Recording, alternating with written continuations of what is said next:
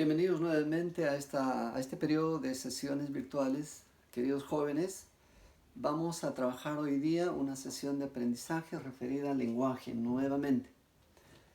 Vamos a ver en ella las características, vamos a ver las funciones que cumple, los planos que tiene el lenguaje y luego los niveles de la lengua y las variaciones de la misma. Pero antes de empezar de este tema, voy a hacer lectura de una cita textual, de una cita poética que se refiere a la patria. Dice así: no es este tu país porque conozcas sus linderos, ni por el idioma común, ni por los nombres de los muertos.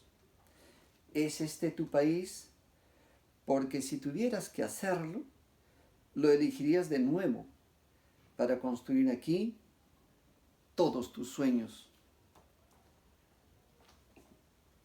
Esta expresión poética hermosa nos habla del sentimiento, del amor que debemos sentir por el país en que vivimos.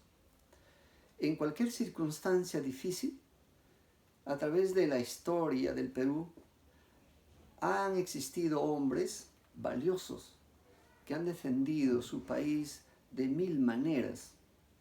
Si hablamos de los héroes nada más, nos vamos a dar cuenta que ellos sellaron con sus actitudes el amor a la patria. Quizás este sea el momento para que nosotros también, desde nuestra posición, desde nuestro lugar en que estamos, padres de familia, profesores, alumnos, políticos, autoridades, todos, pongamos nuestro grano de arena para que salgamos de todos los problemas que nos aquejan. Ojalá que así sea y ojalá que también ustedes, jóvenes, sean portador de este mensaje hacia los papás y les hagan sentir que todos podemos poner algo desde las acciones más sencillas, desde las acciones más insignificantes podemos lograr un cambio y una revolución por el país. Sí lo necesitamos. ¿Y cuándo podemos hacer grande nuestro país? Cuando cumplamos, por ejemplo, las leyes, las normas, cuando seamos respetuosos de los otros, cuando respetemos a los demás, cuando tratemos por igual a todos, cuando seamos buenos, sin duda nuestra sociedad será mejor, será eficiente, será igualitaria, será más justa, etc. Entonces, llevemos este mensaje a toda la familia y a todos ustedes. Y bienvenidos nuevamente a esta sesión de aprendizaje. Entonces, vamos a empezar con este tema del lenguaje. Y para eso vamos a ensayar nuestra primera definición. ¿Qué es el lenguaje? El lenguaje es el conjunto de signos y símbolos convencionales que usan todas las comunidades de hablantes. Y podemos definir al lenguaje de diversas maneras. Podemos decir, por ejemplo, que el lenguaje también es un instrumento de comunicación entre los hombres, ¿cierto? Ahora, el lenguaje en realidad tiene características especiales. Por ejemplo, cuando yo me comunico con personas que están en otras latitudes, están muy lejos de mí, yo puedo comunicarme con esas personas. ¿A través de qué? Del lenguaje. Si yo me puedo comunicar con un norteamericano, si me puedo comunicar con un ruso, con un chino, con un alemán, con un francés, eso significa que estamos utilizando un lenguaje. Y esa es una característica de ese instrumento de comunicación. Esa característica se llama universalidad. ¿Cuándo decimos que el lenguaje es universal? Cuando es inherente a la totalidad de hablantes, es decir, todos tenemos un lenguaje. Cuando al momento de nacer, por ejemplo, nosotros también expresamos, por ejemplo, el llanto, ese sonido también comunica algo. Va a comunicar a la mamá de una necesidad que tiene el bebé. De tal manera que esa es una característica también de ese lenguaje gestual o de ese lenguaje auditivo. Eso va a comunicar algo a la mamá. Y entonces decimos que desde que nace o al momento de nacer, traemos esas capacidades para poder comunicarnos. Y entonces cuando esa facultad, esa característica nace con uno, estamos hablando de la innatez. Es decir, el lenguaje en el ser humano también es innato. ¿De acuerdo? El lenguaje, además, cuando yo uso el lenguaje, en este momento, por ejemplo, estoy dándoles yo esta clase, esta sesión, pero estoy ordenando, estoy codificando mis expresiones, estoy estructurando mis pensamientos a través de qué? A través de mi cerebro. Y el cerebro, en el cerebro está manifiesto la razón. Por eso se dice que el lenguaje también es racional. Es decir, que los signos se estructuran en el cerebro. Es decir, a partir de ahí se origina esa característica racional. Sin embargo, cuando yo digo, por ejemplo, la palabra planta, no solamente estoy refiriéndome a ese ser vivo que es la planta, sino me estoy refiriendo también a su contenido, a su significado de esa palabra. Y entonces la palabra planta, que es un signo, o que es un código, o que es un lenguaje, también se va a dividir en dos partes. Por un lado, va a tener una primera articulación que va a ser una unidad con significado. Y cada pequeña unidad con significado se va a llamar monema. Y estos monemas también se van a dividir en dos partes que seguramente muchos han hablado, llamados lexemas y también llamados morfemas. ¿De acuerdo? Este mismo lenguaje va a tener una segunda articulación. También se va a dividir en unidades sin significado. Esas unidades sin significado se llaman propiamente fonemas, que ya son propiamente los sonidos de las palabras que yo uso al emitirlas. Luego, otra característica del signo o del lenguaje es el desplazamiento. ¿Qué quiere decir eso? Que las expresiones que yo utilizo no corresponden a un momento y un espacio determinado, sino se pueden dar en uno y en otro espacio en determinadas circunstancias. Entonces, definimos el desplazamiento como una característica del lenguaje que consiste o es la capacidad para comunicar acerca de las cosas que no están presentes en el momento y en el lugar que se habla. Luego, también el lenguaje es productivo. ¿Qué significa la productividad en el lenguaje? Que nosotros, como sabemos todos, tenemos un promedio de consonantes y un promedio de vocales, por ejemplo. Tenemos 5 vocales y tenemos 24 consonantes, ¿de acuerdo? De esas 28, 29 grafías que nosotros tenemos, que es limitado, nosotros podemos seguir creando más palabras, palabras cada vez más nuevas. Y nosotros sabemos que en la tecnología, por ejemplo, están apareciendo cada vez palabras innovadoras, cada vez palabras nuevas. Aparece un nuevo artefacto eléctrico, aparece un nuevo aparato tecnológico y aparece un nuevo nombre para ese aparato. Hasta hace poco, por ejemplo, no sabíamos lo que era un Twitter, no sabíamos lo que era un Facebook, no sabíamos lo que era un WhatsApp, etc. Esas palabras se han creado a través de los códigos y esa es una capacidad del lenguaje, es una característica del lenguaje que se origina en base a su productividad. ¿De acuerdo? Y aparte de eso, hay otras características del lenguaje también. Hay como 13 o más características por diferentes autores. Sin embargo, nosotros lo hemos sintetizado en estas de acá. Es más, algunos autores, a veces se estudia tomando en cuenta algunos refuerzos, ¿no? Seguramente, por ejemplo, han estudiado las características del lenguaje en 4 palabras básicas nada más, o en 4 términos básicos, en su racionalidad, en su universalidad, en su biarticulación y en su innatez. Y por eso dicen rubí. ¿Cuáles son las características del lenguaje? Las características del lenguaje se sintetizan en una palabra. ¿Cuál es la palabra? Rubí. Rubí, R de racional, U de universal, B de biarticulado, I de innato. Pero hay otras características más y otras que ya estoy diciendo que existen más. Ahora veremos las funciones del lenguaje. También este es un tema recurrente. Hemos hablado desde primaria lo que son las funciones del lenguaje. Miren ustedes, el lenguaje en realidad se ha creado como una herramienta. ¿Cuál es la función principal del lenguaje? la de poder comunicarnos, la que sirve como instrumento de comunicación entre todos los hombres de la tierra, ¿cierto? Ese es el lenguaje, un instrumento de comunicación. Sin embargo, el lenguaje como instrumento también nos sirve para muchas cosas. Cuando yo le digo a un alumno, por ejemplo, ponte de pie, miren, estoy utilizando el lenguaje para darle una orden. Cuando yo digo, por ejemplo, qué feliz me siento hoy día, estoy usando el lenguaje, por ejemplo, para poder expresar mis sentimientos. Cuando yo expreso mis sentimientos, expreso mis opiniones, expreso mis sentimientos, expreso mis inquietudes, etc., ahí el lenguaje está cumpliendo una función que se llama función expresiva o emotiva. Es decir, el emisor expresa sus sentimientos, emociones, y entonces el lenguaje se centra en el emisor. La función del lenguaje está centrada en el emisor, es decir, en primera persona, que sería yo. ¿De acuerdo?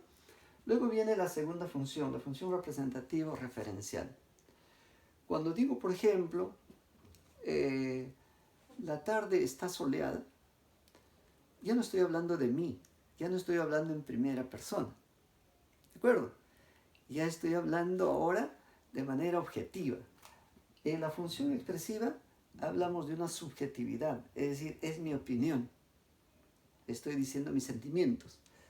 Pero en la función referencial ya no hablamos de mí, ya hablamos en la tercera persona, hablamos de otros. Y esa función es la función representativa. Cuando hablamos de un asunto, cuando centramos nuestra atención en el mensaje, en tercera persona. ¿De acuerdo? Luego hablamos de la función apelativa. Decía hace un momento, ¿no? Cuando yo ordeno o le digo a la segunda persona, que sería tú, cuando le digo a esa segunda persona, quiero que estudies, o abre tu cuaderno y escribe lo que te voy a dictar, o escucha lo que estoy oyendo, mira el paisaje bello que nos acompaña. Es decir, cuando yo doy órdenes, cuando yo hago que el receptor a quien me dirijo haga algo, entonces ahí se está cumpliendo la función apelativa o conativa. Es decir, mi función, mi lenguaje está centrada en el receptor. Cuando viene acá, la función expresiva se refiere o está ubicada en primera persona, la función apelativa está ubicada en segunda persona. ¿Por qué? Porque estoy hablándole a esa persona. Y la función representativa estaría ubicada en tercera persona. ¿Está bien? Estas tres funciones que he mencionado al inicio, estas son funciones básicas del lenguaje. ¿De acuerdo? Estos han sido creados por el alemán Karl Bühler. Y estas tres funciones complementarias han aparecido progresivamente, pero también todas están relacionadas a los elementos de la comunicación. Por ejemplo, la función enfática o de contacto centra su atención en el canal, es decir, para verificar o comprobar. Yo uso el lenguaje para verificar o comprobar que el medio físico por donde se traslada la información, donde va el mensaje, funciona adecuadamente. Y entonces cuando yo me preocupo por que el canal funcione adecuadamente utilizando el lenguaje, ahí se está cumpliendo la función enfática o también llamada función de contacto. Cuando digo, por ejemplo, aló, ¿sí? Aló, aló, miren, estoy tratando de verificar que el canal por el cual me estoy comunicando funcione adecuadamente. Igual, cuando digo, hola, ¿hay alguien ahí? Estoy tratando de que mi mensaje haya llegado adecuadamente al receptor y que el receptor me devuelva la información, retroalimente lo que yo estoy diciendo. La función metalingüística, o también llamada de glosa. ¿Qué quiere decir metalingüística? Es decir, cuando usamos el lenguaje para hablar del mismo lenguaje, del propio lenguaje. Por ejemplo, cuando yo uso la palabra sesudo, miren, cuando digo la palabra sesudo, seguramente puedo preguntar, ¿no? ¿Sesudo se escribe con C o con S? ¿O sesudo se escribe con Z o con S? ¿De acuerdo? Pero no solamente eso. Miren, estoy utilizando mi lenguaje para preocuparme del lenguaje, de la palabra, del código. ¿Está bien? Entonces, también puedo incrementar mi pregunta. Puedo decir, ¿qué significa la palabra sesudo? Miren, me estoy preocupando por el código. Me estoy preocupando por el significado de la palabra. Entonces, cuando yo me preocupo por el código o centro mi atención en el código o en el propio lenguaje, ahí se está cumpliendo la función metalingüística o también llamada de glosa. Y eso no solamente en los significados, no solamente en las expresiones, puedo decir en las interpretaciones, en las metáforas, etc. Cuando yo me preocupo propiamente por el lenguaje, se está cumpliendo la función metalingüística. Y finalmente la función estética o la función poética. Es decir, cuando digo estética, estoy diciendo que uso el lenguaje para producir belleza, para producir una expresión más atractiva, más atrayente y que pueda gustar a los demás. A eso se llama función estética y eso también es la función del lenguaje. Entonces, de procurar belleza a través del lenguaje. Y ahí centramos nuestra atención en el mensaje. Entonces, cuando hablamos de la función expresiva, centramos nuestra atención en el emisor. Cuando nos referimos a la función representativa, centramos nuestra atención en el mensaje. Cuando nos referimos a la función apelativa, centramos nuestra atención en el receptor. Cuando hablamos de la función fática, centramos nuestra atención en el canal. La función metalingüística centra su atención en el código. La función estética centra su atención en el mensaje. Ustedes dirán, la función representativa se centra en el mensaje igual que la función estética. Sí, efectivamente. Sino que la función representativa se refiere al mensaje en cuanto a su contenido, mientras la función estética centra su atención en el mensaje en cuanto a la forma en que se expresa esas expresiones estéticas. Muy bien. Ahora pasamos a los planos del lenguaje. Los planos del lenguaje son dos, es la lengua y el habla. ¿Qué es la lengua en realidad? La lengua es el conjunto de signos y símbolos convencionales, pero que ya no utilizan todas las comunidades de hablantes, sino determinadas comunidades de hablantes. ¿Y qué es el habla? El habla es el uso individual, particular, personal de esa lengua. Entonces, mientras esta es un código, mientras la lengua es un código, el habla es el uso del código. Mientras que la lengua es fija, el habla es variable. Mientras que la lengua es teórica, el habla es práctica. Mientras que la lengua es psíquica, solamente existe en el cerebro de las personas, el habla es psicofísica. No solamente cerebral, sino también se manifiesta, se expresa a través de los órganos del habla. Es decir, se escucha, se percibe, por eso es física. Mientras que la lengua es social, el habla es individual. Y ya lo hemos dicho en su definición. La lengua es un conjunto de signos y símbolos que utilizan determinadas comunidades de hablantes. Quiere decir que es social, mientras que el habla es individual. Ya habíamos hablado en la clase anterior acerca de lo que era lengua y habla en sus manifestaciones diferentes. Mientras, por ejemplo, yo tengo una lengua que es el español y mi vecino tiene también la misma lengua, el español, el habla no es igual en ambos casos. Yo utilizaré mi lengua de una manera y el vecino utilizará su lengua o su idioma de otra manera. Por tanto, el habla es individual. Esta misma lengua, este mismo sistema de signos utilizados por determinadas comunidades tiene niveles. ¿Y cuáles son los niveles? Los niveles de la lengua son el nivel superestándar, de nivel estándar y nivel superestándar. ¿Cuándo decimos el nivel superestándar de la lengua? ¿Quiénes utilizan el nivel superestándar de la lengua? las personas cultas, las personas que han tenido un nivel de educación seguramente superior a otros. El nivel estándar se manifiesta en el pueblo, o sea, una preocupación relativa en cuanto al uso de la lengua.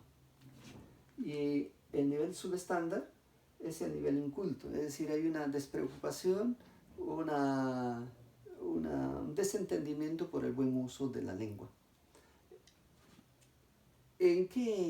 ¿Cuáles serían los entornos en que se usa el nivel de la lengua superestándar? Por ejemplo, se utilizaría, por ejemplo, en los campos del conocimiento humano.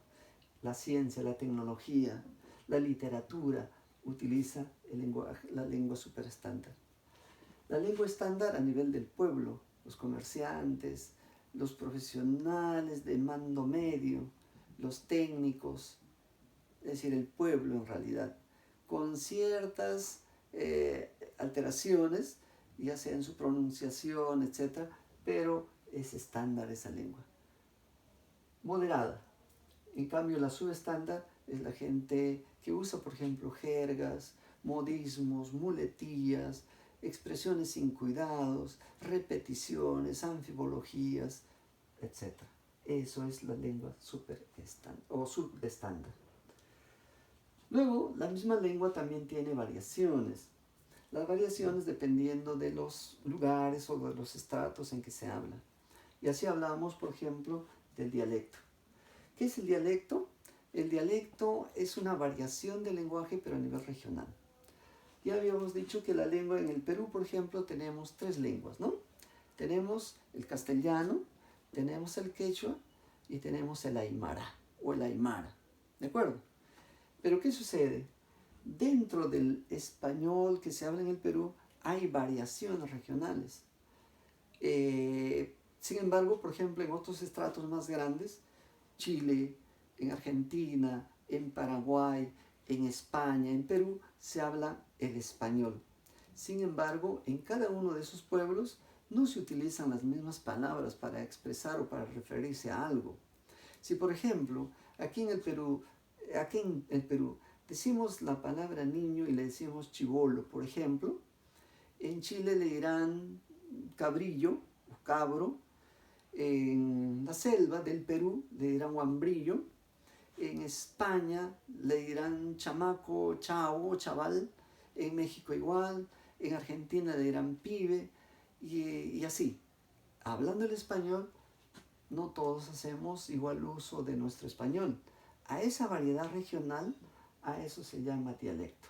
Entonces el dialecto es una variedad de la lengua, es una variación de la lengua a nivel regional. Y el dialecto pertenecerá a una variedad diatópica de la lengua. Luego tenemos el sociolecto. El mismo término sociolecto se refiere a los niveles socioculturales, a los niveles donde las sociedades están organizadas de acuerdo a la cultura.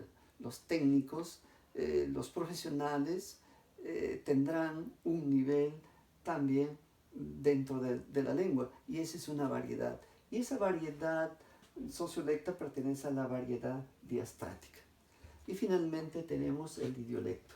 ¿Y qué es el dialecto? También es una variedad de la lengua, pero ya es a nivel personal. Es a nivel personal porque cada uno, dependiendo del oficio, de la carrera, de la técnica, de la profesión que maneja, usa o tiene un bagaje, un almacén, un inventario de palabras que lo utiliza para expresar sus pensamientos o ideas. Muy bien, entonces hoy día nos hemos referido al estudio del lenguaje en cuanto a sus características, funciones y planos.